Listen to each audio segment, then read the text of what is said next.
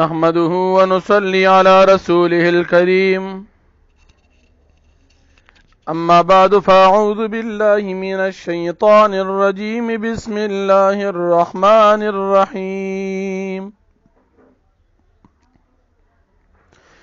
يا أيها الناس اتقوا ربكم الذي خلقكم من نفس واحدة وخلق منها زوجها وبث منهما رجالا كثيرا ونساء واتقوا الله الذي تساءلون به والأرحام إن الله كان عليكم رقيبا صدق الله العظيم. سورة النساء سلورم پارا اولنی آیاتون دی. دی سورت سورة النساء وی ذکر چی د دی سورت پا اولنی آیت کی لفظ د نساء راغلی دی. دا سورت پہ اعتبار د ترتیب قرآنی سر سلورم نمبر دی او د نزول په لحاظ سره 92 نمبر دی. 92 دا سورت مدنی سورت تی یعنی د نبی علیہ السلام د ہجرت نه بعد نازل شوی دی. په دې سورت کې سلیریش رکوعات یوسل شپک او یا آیاتونه دي. په دې صورت کې 3940 کلمې دي. 3940 او 14 حروف دي. 14 حروف دي په دې صورت کې.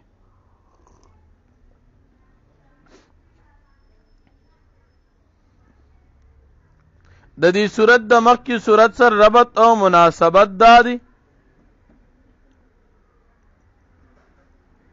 چې د مخکې صورت په آخره کې د تقوا ذکر شو او د دې صورت په شروع کې د تقوا ذکر دی.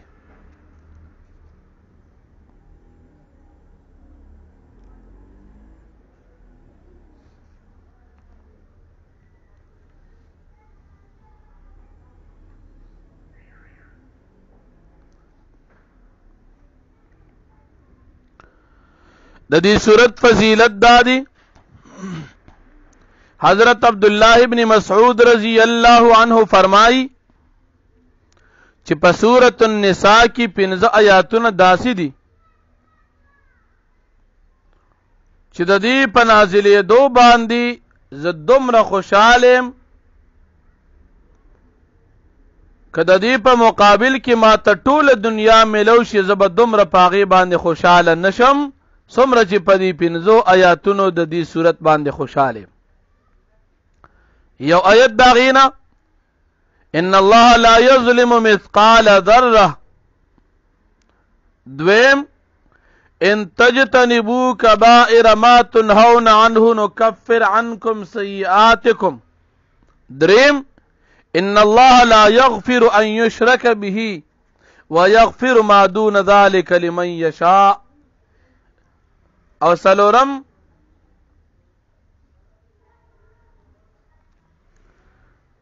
ولو انهم اذ ظلموا انفسهم جاءوك فاستغفروا الله واستغفر لهم الرسول.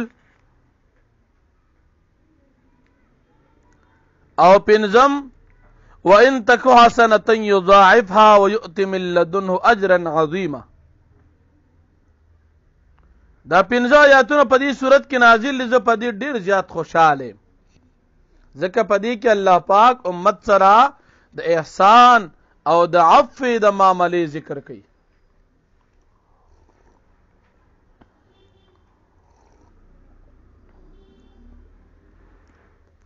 صورت مدنی صورت دی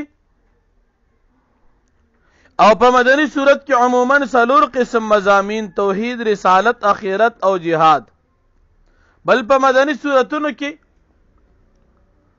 مقابل چې دی ناغا يهود دي، نصارا دي، منافقین دي او مشرکان دي. نو په مکی زندگی کې مقابل خلق هغه مشرکان دي عموما، او په مدنی زندگی کې يهوديان، عیسایان او مشرکان او منافقان دا ټول دي.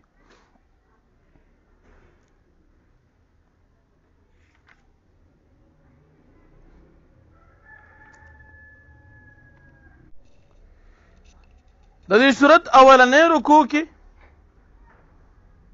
الله جل شانه د تقوا په باره کې حکم فرمایي او داغي سره د خپل وحدانیت دلایل هم ذکر کړي. اے خلکو تاسو او یریږئ، زمانه او یریږئ، چې تاسو رب یم. هغه ذات چې تاسو مې د یو انسان آدم علیه السلام نه پیدا کړی، هغه لمې بیبي د ګسې پختې نه پیدا کړه، حضرت حوا بیبي، او د دې دواړو نه بیا تاسو انسانان پیدا کړئ، نارینه او زنانا. نو دا زما یو انعام او احسان او منئ او زمانه او یریږئ. بیا مې ستاسو خپل منځ کې تعلقات او رشتہ داریم پیدا کړي، خپل منځ کې د یو بل سره تعلقات ستاسو پیدا شو.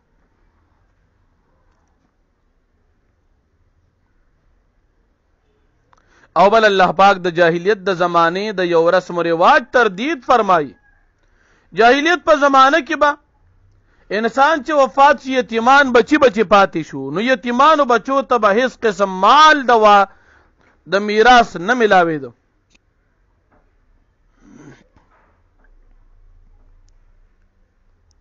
او دی به وی دا د جنگ جګړې نه دی، لہذا دی په میراث باندې سکی.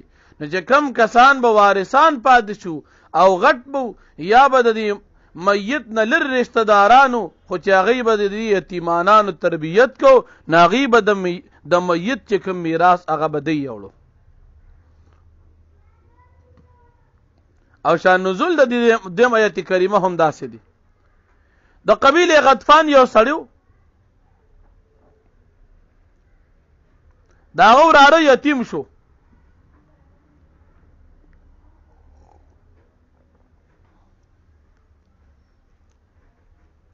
د غوراره د په نگرانۍ کې د به تربیت کو، مال به هم ول ساتو.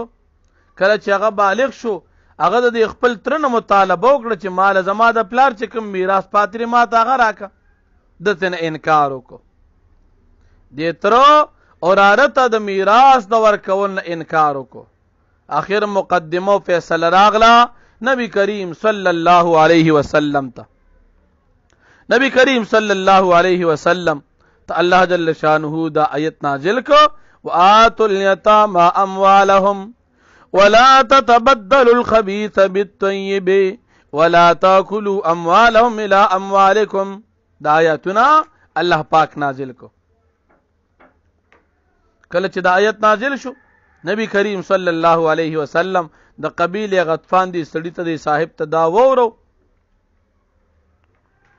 چې کله وره د فورن دی تر دی وراره خپل مال واپس کو.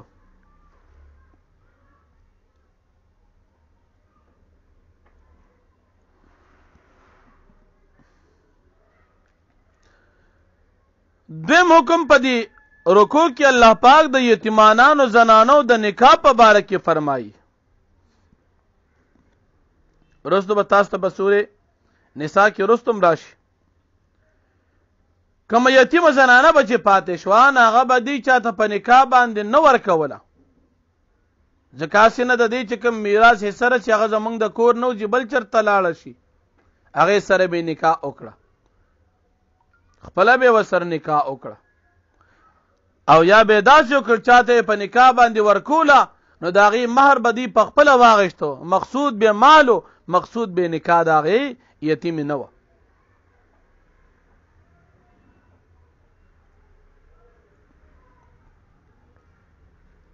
داسې نه چې تاسو د یتیمې تربیت دې دپاره کوئ چې سبا د دې سر نکاح مو کوي او سبا د هغې هغه میراث تاسو واخلي په دې نیت باندې، یا نکاح باندې چاته ورکوئ او د هغې هغه مهر تاسو اخلي، نو د دې نه ځان وساتئ، داسې مه کوئ.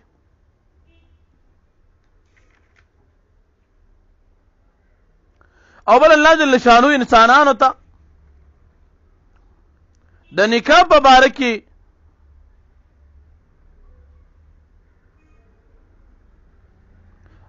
د وسعت حکم فرمایي چې تاسو نکاح وکئ، د یوې زنانه سره وکئ، د دوو سره وکئ، د دریو سره وکئ، د څلورو سره وکئ. ستاسو دپاره زیات اندازه د نکاح چې د هغه څلور زنانه دي.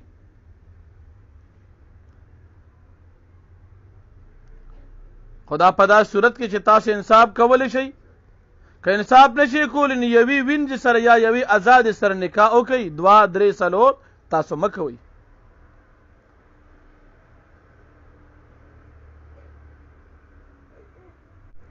د دې آیت د دې رکوع نه ثابته شوه چې مسلمان سړي دپاره نکاح د څلورو زنانو جایز ده. مسلمانه زنانه به د څلورو نکاحونو د خاوند په باره کې د جواز عقیده لري چې دویم هم جایز ده، دریم هم جایز ده، څلورم هم جایز ده. نن سبا بعض زنانه داسې وي چې د دویمې دا حکم ته مکمل غلط ښکاري، یا د دویمې دریمې څلورمې دا ورته مکمل ناروا ښکاري.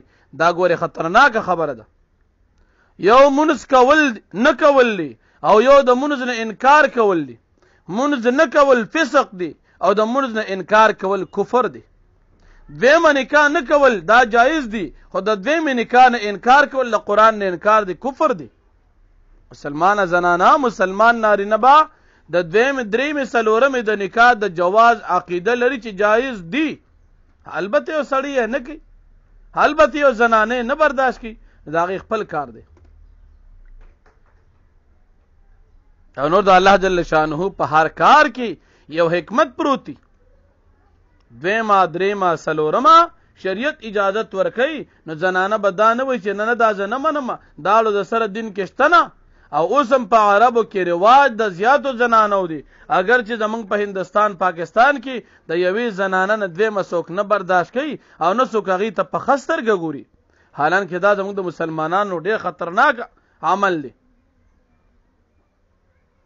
ځکه د قرآن کریم قانون او د قرآن کریم حکم ته کمزوري کتل، سپک کتل، بد کتل، دا د مسلمانۍ علامه نه ده.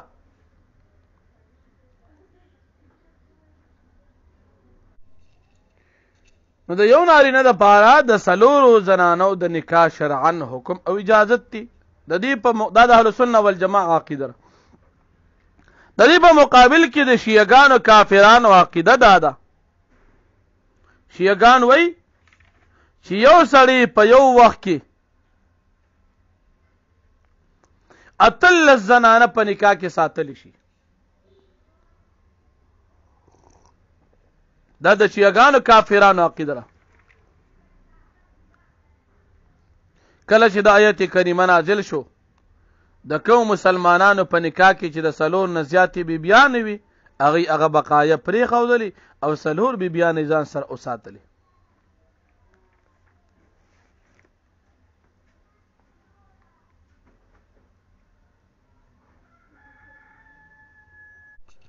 لکه یو سړی دی، یو مسلمان دی، غیلان ابن مسلمه ثقفي، د ده په نکاح کې د دې آیت د نزول په وخت کې لس بیبیانې وي.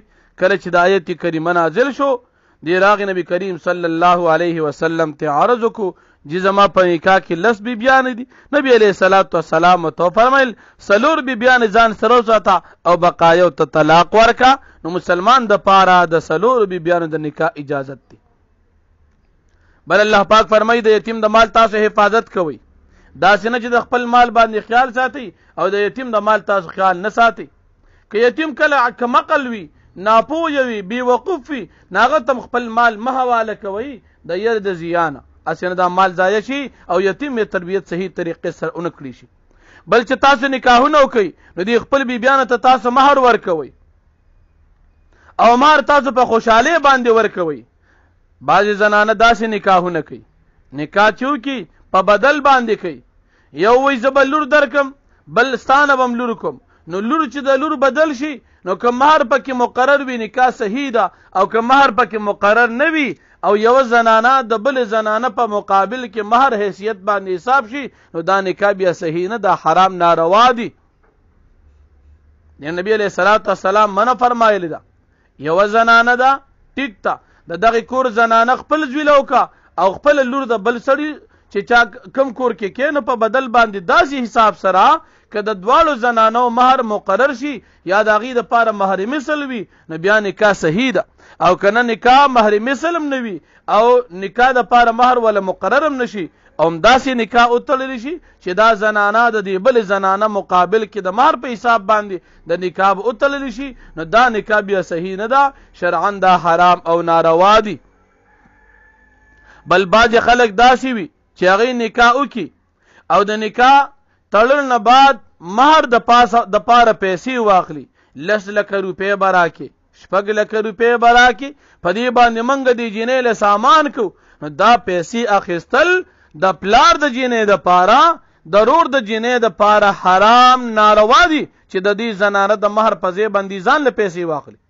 البته پیسې ته واخله زنانه ته ورکه دا د زنانه مهر دی کاغې جماعت کې ورکي کاغې مدرسه کې ورکي کاغې چالم نه ورکی که خاوند ته ورکی که پلار ته رور ته چاته چې ورکی خدا پیسې د دې جنې دي کوم چې په نکاح باندې ورکول کیږي مہر کې ضروری نه ده چې کالی دی واخلي مہر کې ضروری نه ده چې دا زنانه د ځمکه واخلي کور دی واخلي چې ارسی ورکړل په مہر کې اندازه د شریعت مطابق دا مہر د زنانه دی او چې کم خلک د لور د نکاح فیصلې کوي او پاغي باندې بیه کوي 10 لکه روپۍ به راکې در کومه 12 به راکې در کومه نو په دې صورت کې د جینۍ نکاح خو کېږي خو پیسې چې چا واخیستلې دا حرام او ناروا دي بعضې مسلمانان زمونږ داسې کوي نکاح د لور چې وتړي پیسې واخلي او بعضې پکې بیا بعد دا بانه مو کې په دې باندې موږ جینۍ له سامان کو نو جینۍ له سامان د جینۍ په مهر کې تا تپوس د مولا نه کړی دي چې په مهر باندې دې سامان کیږي که نه کیږي دا تپوس نه کې پیسې چې 10 لکه واغشتې تا سامان د 10 لکه روپو ولو بل د جینۍ نه تپوس کړي چې په دې د سامان والم کنه تا غیله ورکړي دي وتر خودلی دي نه ورکې دا تا ځان له ګټه وکړه تا مقصد دا چې لور مې ورکړه پیسې مې وګټلې حرام او ناروا دي څوک هم چې اخلي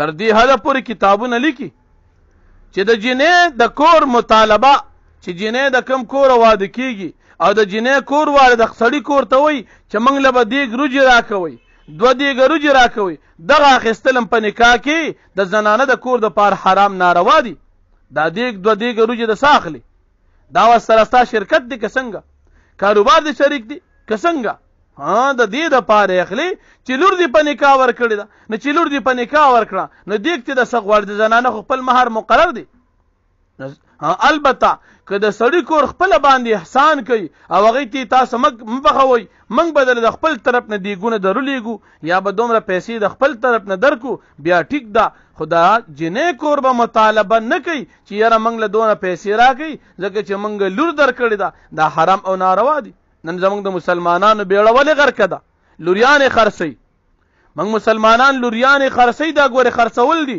12 لکه روپۍ راکه مخکې ورځ کې یو نکاح معلومات واورېدو 14 لکه روپۍ د جینۍ کور والا واخیستلې او لورې والا ورکړه 14 لکه بل مې واورېدل 8 لکه روپۍ واخیستلې د جینۍ کور او لورې والا ورکړه 8 لکه روپۍ باندې ځان له هغې کاروبار روان کړه او لورې والا ورکړه نو دا پیسې تا حرام د جهنم خشاک خو ځان جوړ کو دا زموږ د مسلمانان تباهۍ سبب اسباب دي بعضې مسلمانان داسې وي چې لور به راولي په پنجابي خرڅه کړي نو زم چې حیا او غیرت هم څه شی دی داسې دوستان هم پکې وي لور خرڅي په پنجابیانو باندې بعضې دوستان داسې وي چې پښتنو کې یو کونډ غوندې سړي بوډا سړی وګوري د هغه نه پیسې واخلي تاله به زه لور درکم نو د اوسه ته لور خرڅې دا د خرڅولو شی دی د جهان بیکاره د یوسه داسې سړی جهنم ته به جنت ته به نه ځي ځکه لور خور دا د خرڅولو شی نه دی ته چې څنګه خپل عزت ګڼې دغه شان د لور خور هم عزت وګڼه څنګه چې خپل ځان د باندې ګران دي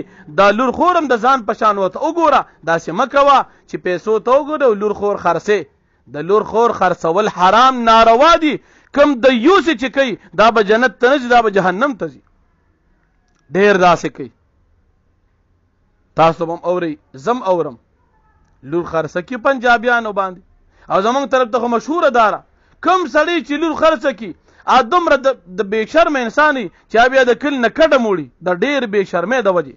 موږ طرف ته مخکې یو سړي وغم دا شان لور خرڅه کړې وه په پنجابي باندې، ای به بیا ډېر زیات ظلمونه کول. هغه پلار یې ډېر زیات بې غیرت و، هغه بیا کډه یوړه بل چې ته لاړو پتې نه چې چېرته بس مردار پروت دي، اوس به کېدی شي قبر ته هم رسېدلي.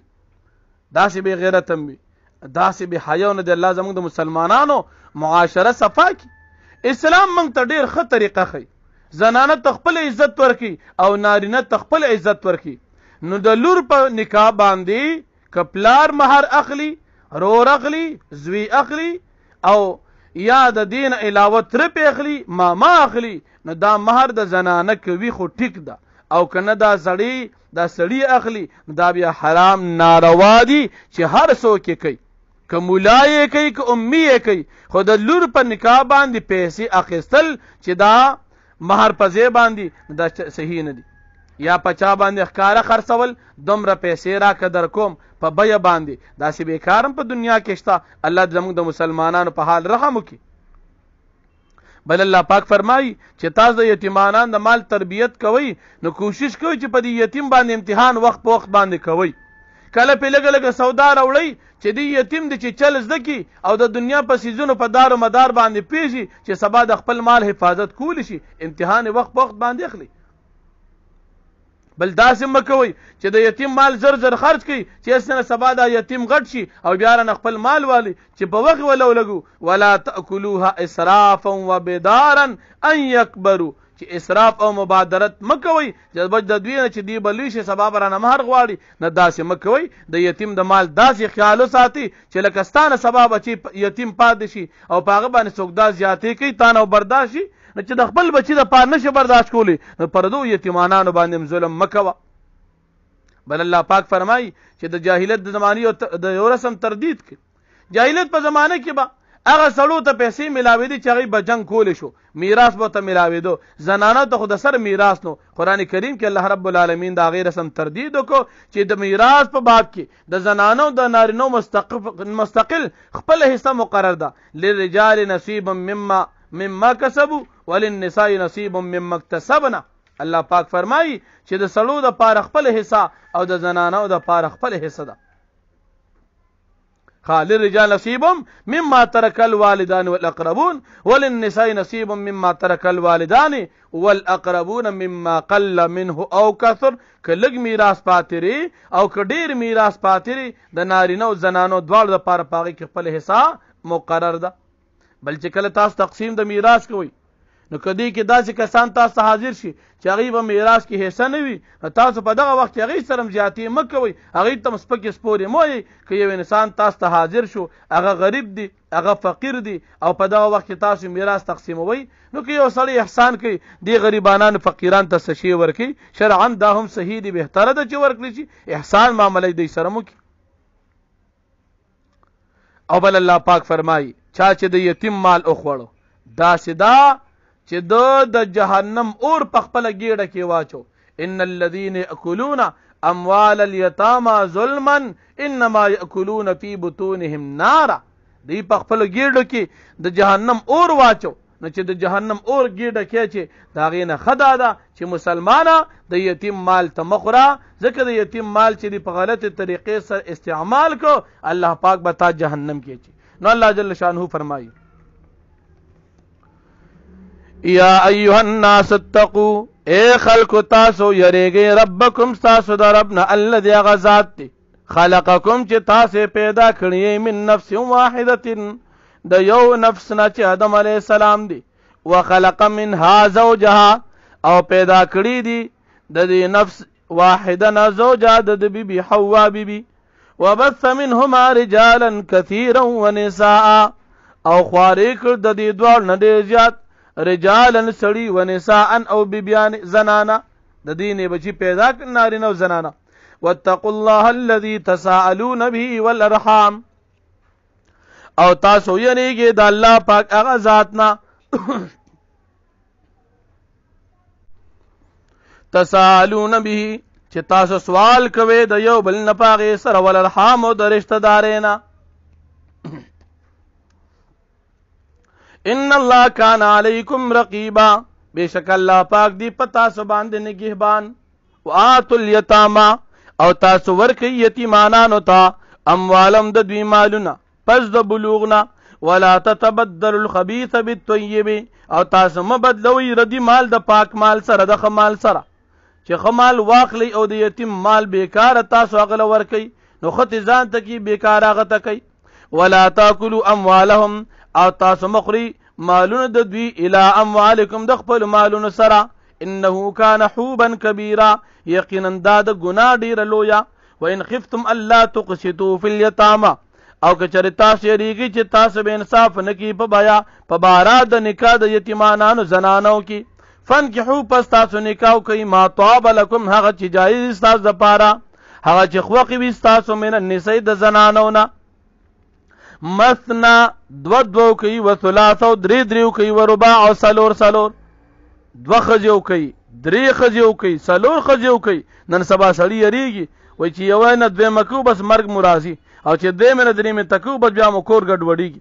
فإن خفتم الله تعدلوا پس که چېرې تاسو یریږئ چې تاسو به انصاف ونه کوئ فواحدة په یو باندې ګزاره وکئ او ما ملکت ایمانکم یا په هغه وینځو چې مالکان دي خلاصونه ستاسو صرف په وینځه ګزاره وکئ. یوه ښځه اله کوئ چې تاسو بلکل کمزوري او که نه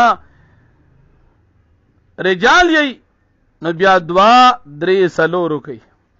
په تمامو صحابه کرامو کې صرف یو صحابي داسري چې د هغه په باره کې مشهوره داره چې د یو واده کړو حضرت ابو ذر غفاري رضی الله عنه.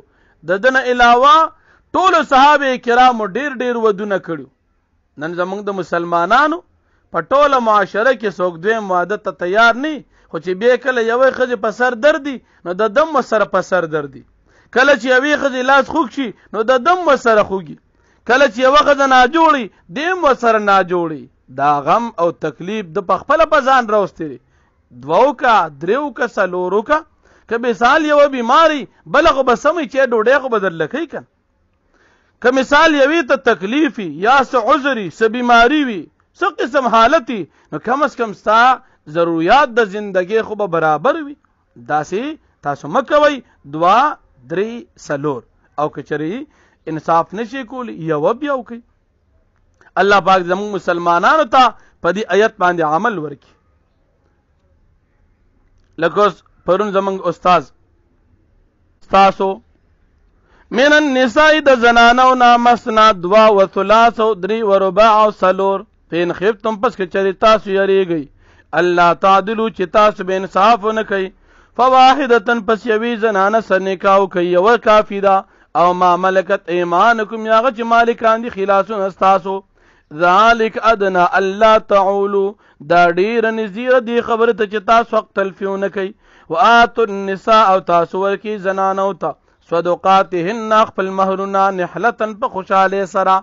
فإن طبن لکم پس که چېرې دا زنانه پرېږدي ستاسو ته عن شیء منه یو څیز د دې خپل مهر نه نفسا که چېرې پرېږدي دا زنانه تاسو د خپل طرف نه په دې مهر کې څه څیز نو زنانه خود مختاره ده.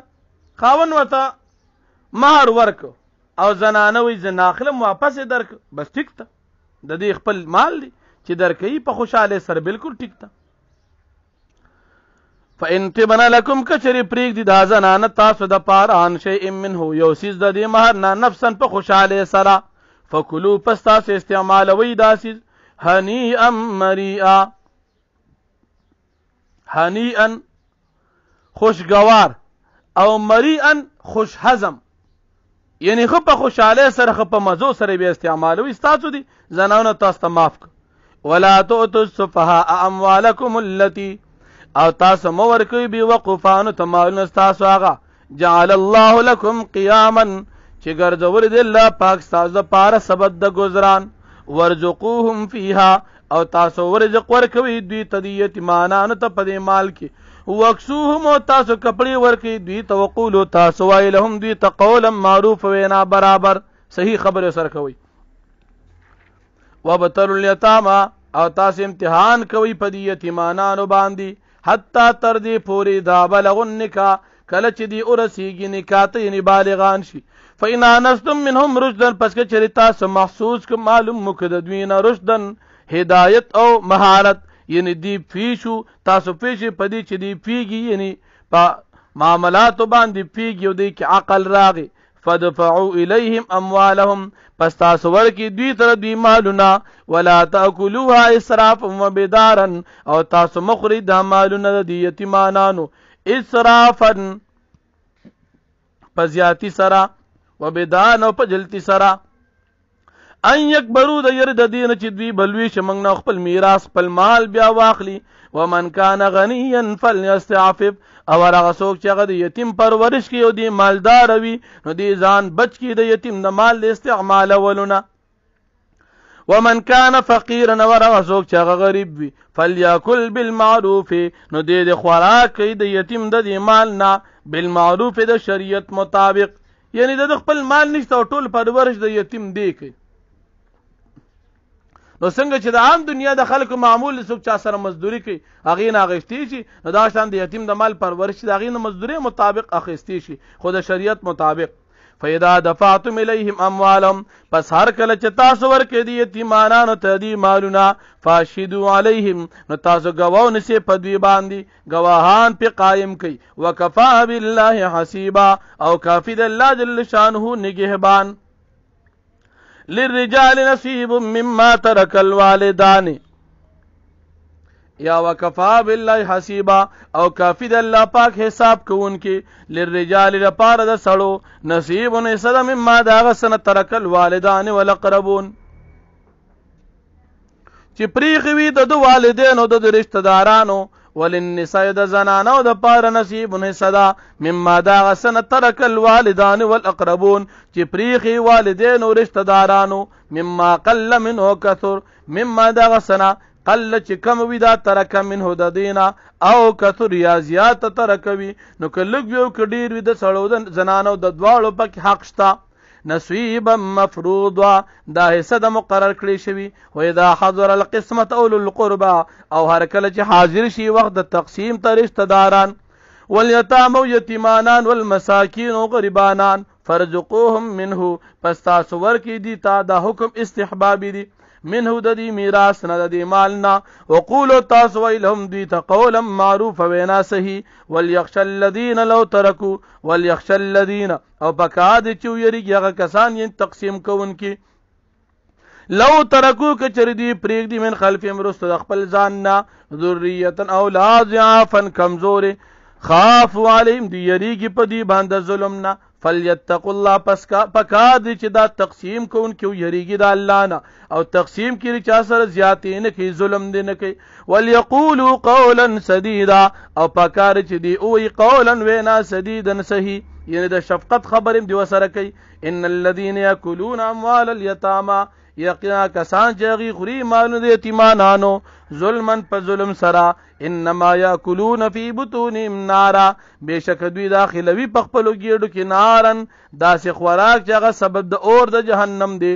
وسيصلون سعیرا او زرد چې دی بداخل شي جهنم ته. واخر دعوانا الحمدلله رب العالمین.